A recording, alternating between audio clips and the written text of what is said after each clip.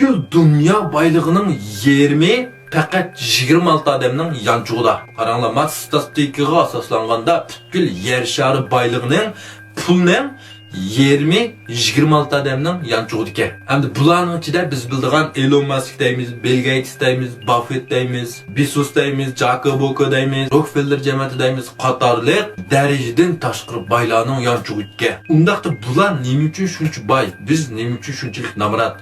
Acaba biz tirishmadikmi? Biz japa tatmadikmi ular japa tatsa? Yo'q, bizim japa tatyapmiz, bizim tirishibotimiz shundaqku, bizim pul tepyapmiz. Biroq bizning bu pul tepish suratimiz ulardan natijasi osta.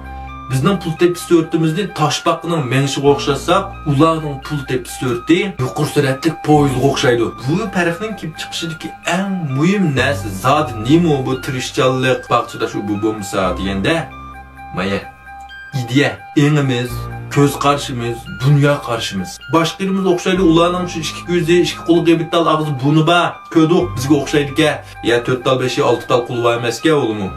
Okşamaydığını fakat boşunun içindeki şu neyse. Hem de bizde ağırlıkçı baylan yaman gördüğün, işler eskilik kılmışsa, xalqni oldımsa, andak kılmışsa, bay ulalamdı deydiğin. Namrat kişiler yani bir xil sadda, ak göngül, tirişcan dep yüzünü aklaydiğin bir süpet duağın.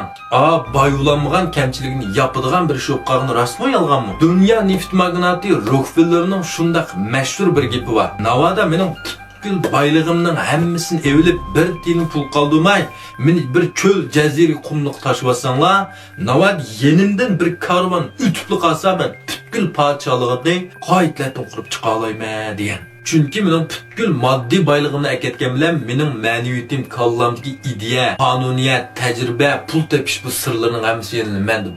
Ben onu birden bileyen amelge aşırı alayım, hemmenden eşip geti alayım davatıdı. Bu Rockefeller nurgulgan dünya baylarının ustazı. Bu yalğız yüzünün emas, bütkül cemiyetini dünyadaki en katı bay cemiyetke aylandırıp atkan. Rockefeller ben üzem pul tepiş kılı mesul. Benim xotum, ballarım, ata-anam, yakınlarımın hemmisi toxtumay pul xəşləşke mesul.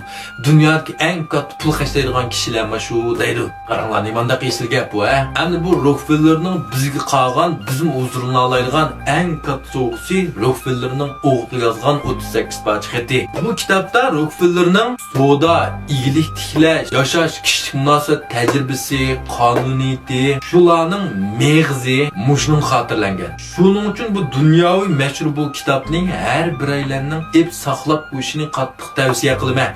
Keşke Uygurçası var mı Uygurçası alıtım değil vermey.